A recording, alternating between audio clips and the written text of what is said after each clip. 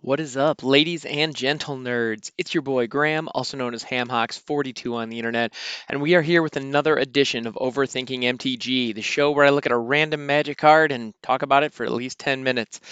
And today's episode is brought to you by Chaos. That's right, Chaos. Let's do it. Let's go ahead and hit that random card button. Let's see, what the heck are we looking at? All right, so today we are looking at Jaya, Venerated Firemage. All right, interesting, interesting. Let me go ahead and adjust my display here. It's not showing up the way I had hoped. There we go. All right, cool. So, Jaya, Venerated Fire Mage. She is a planeswalker, starting loyalty of 5, 4 and a red in her mana cost. If another red source you control would deal damage to a permanent or a player, it deals double that damage. No, I'm sorry. It deals that much damage plus 1 to that permanent or player instead. All right, so it's not a full-on Furnace of Wrath doubler, which is probably for the best because those things get like bananas out of hand really fast. So that's great. It's an extra little bump. She just gives an extra little push to all of your red. So that makes Shock a lightning bolt. That's just neat. And then she has a -2. Jaya Venerated Fire Mage deals 2 damage to any target. All right. So I mean, we have a 5 mana, uncommon War of the Spark Planeswalker, and it's funny because she is part of a cycle in War of the Spark that, or at least a card type that we see in War of the Spark that we never saw before, and that is a Planeswalker that has a passive ability on it and no ultimate. So it's kind of an interesting twist on the Planeswalker. It's kind of turning Planeswalkers into like world enchantments, if you will, to pull a phrase from way back in the day. And they're a pain. It's funny because they're a huge problem, and a lot of people dislike them. I'm specifically referring to Narset and to Fairy Time Reveler. Those two cards are like, yeah, a lot of people don't really enjoy them, myself included, because usually when we see a planeswalker, it's easy to assume that, oh, they have some additional abilities. They're going to basically have these little sorcery style abilities that they get to do on during the main phase. And if I can attack it or tick it down, then those options will be limited. Okay, cool. And like it's easy to think of like that's all that is. But and as a result, when we see it on the battlefield, it's very easy to forget, oh, there's this other effect I need to interact with. And the ones that like really impact you a lot are cards like Narset, where you're not allowed to draw more than one card in any given turn. Um, Teferi, who just straight up just shuts down instant speed everything for you. Like instant speed spells you just can't cast anymore. Um, which is redonkulous. Like I can't believe they actually thought that was fair. Like that's just such an incredibly powerful ability. You seriously, you make an enchantment that costs like you don't even have to give him any other abilities. Just that alone is yeah, anyway. Yeah, just a 3-drop enchantment with that as the effect is incredible. I'm there all day. But yeah, but no, he's got all kinds of other upside too. Regardless, I'm not here to talk about Teferi Time Reveler or Three Fairy as he's often known. No, today we're talking about Jaya, Venerated Fire Mage. So it's interesting because of all of those War of the Spark planeswalkers, you hear a lot about Teferi and Narset. Sometimes you hear people bitch about Tameo because she has an effect that's very easy to forget about. In that you cannot force the Tameo's owner or Tameo's controller rather to discard cards or sacrifice creatures.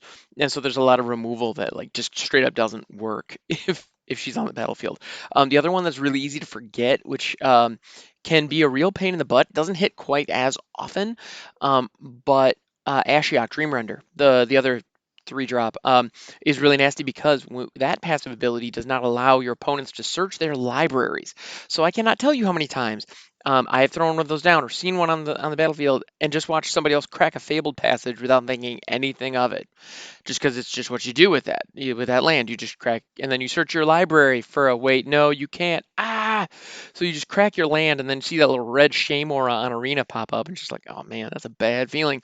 Well, so when you have those kinds of incredibly busted, asymmetrical, rule-defining effects sitting on these uncommon planeswalkers, it's really easy to forget about ones like Jaya, because Jaya does have a really nice, clean, fair effect. And in any other set, this card could be really great. However, it came in War of the Spark, where all of the planeswalkers are just dialed up to 11, absolutely bananas crazy. On top of that, this card came out, War of the Spark came out like just before M20, the course at 2020, which was the Chandra theme. So any kind of Fire Mage Planeswalker nonsense just became all Chandra all day. Not that it wasn't already primarily Chandra, let's be real. Um, yeah, I don't know. It all just kind of it was very easy to forget about Jaya in the middle of everything going on in War of the Spark. Very, very easy to forget about Jaya. Actually, with the rise of Chandra, it's very easy to forget about Jaya in general. She's actually a character that has been in the Magic story for an incredibly long time. I don't remember exactly when she first showed up, but I want to say she was on Dominaria. Um, during there's a big cataclysmic event. Well, during the invasion cycle and all that nonsense, the whole apocalypse sequence. I believe she was around for that. I could be wrong. I'm not. I'm certainly not.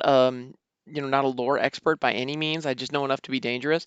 Um, but yeah, she's been around for a really, really long time.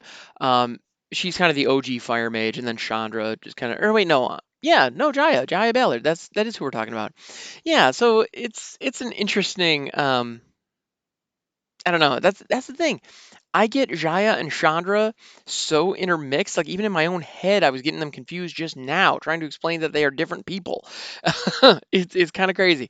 Yeah. So it feels very much like Chandra is kind of the younger, hipper rebranding of Jaya, but it's kind of cool that they brought her back and like kept her in the mix as a member of the team for at least a part of this, because she's planeswalking doing her thing. So here we have an effect where it deals one damage to any permanent. Or it deals one additional damage every time a red source deals damage. Okay, cool. So you combo add something like this to a Storm's Wrath or a Flame Sweep, and all of a sudden you got a really you just get a little extra juice in your spells. And in a lot of burn decks where your targets are very precise, it makes a lot of sense. And one of the big differences that you see at the end of the day when you're both looking at two fire mages, two female fire mages from different generations to be fair, but you're ultimately looking at two characters who are fairly similar in that regard. How do you differentiate them? Like, how do you make Jaya and Chandra feel different? Even the vowel sounds in their name are well, relatively close, at least in my awkward Midwestern accent.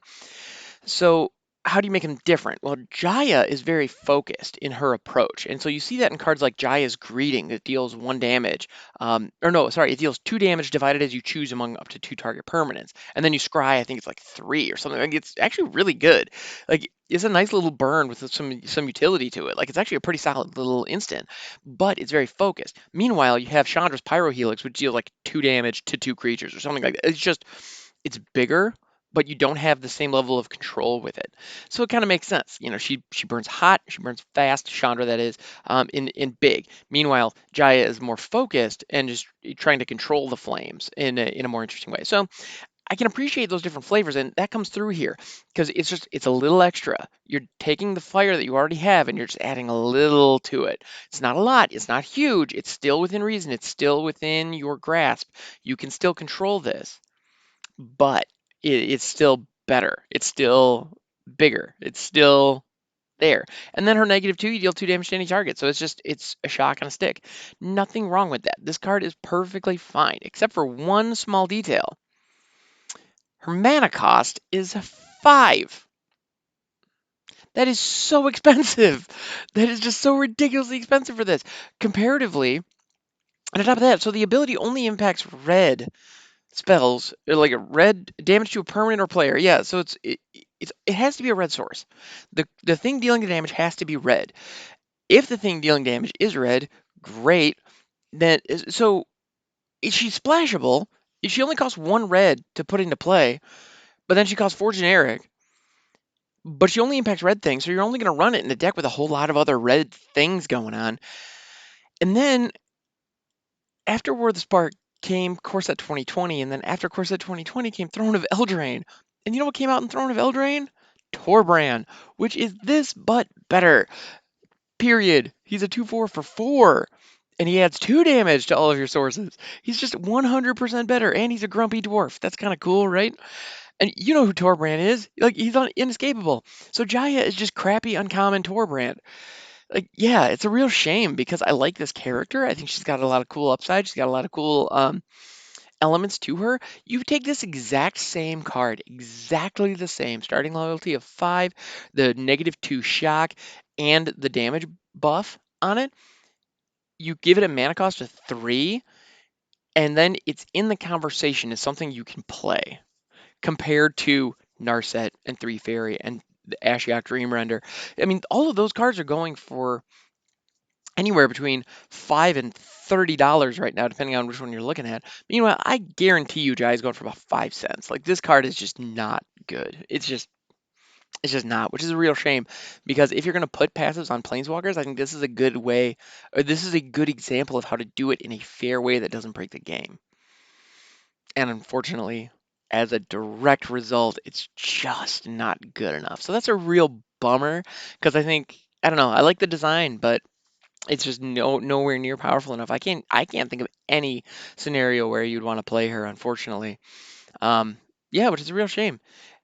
And it just I don't know. It seems weird. The fact that her -2 can hit players is kind of cool. Like the fact that it is just a genuine lightning bolt is nice, but it's not worth that initial up. It's not worth that initial cost, which is a shame. Again, there's a lot of cool potential there, and I like her. Her artwork is really cool. She's just surrounded in flames, wearing a very regal, almost like military-looking jacket and dress. Um, Holding on to what appears to be a staff, or it. Yeah, I believe that's a staff. It's either a staff or the rigging of a ship, if that makes sense. Like that's what I see there. It's there's not much in the frame. She's holding on to something and is either holding it out or is holding herself up with it as she's conjuring up a fireball in one of her hands. It's a cool image. It's a flame mage being a flame mage doing her thing. Um, yeah. So anyway, so this card is interesting, but ultimately it's just not quite good enough, and that's a bummer. Yep, Jaya, in War of the Spark, they did you dirty. I'm sorry. All right. Well, thanks so much for hanging out, guys. This has been a lot of fun. Yeah, my name's Graham, also known as HamHawks42 on the internet. You can find me over on Twitch, twitch.tv/HamHawks42. You can also get this show on YouTube or wherever you get your podcasts. So thank you so much for hanging out. I will catch you next time.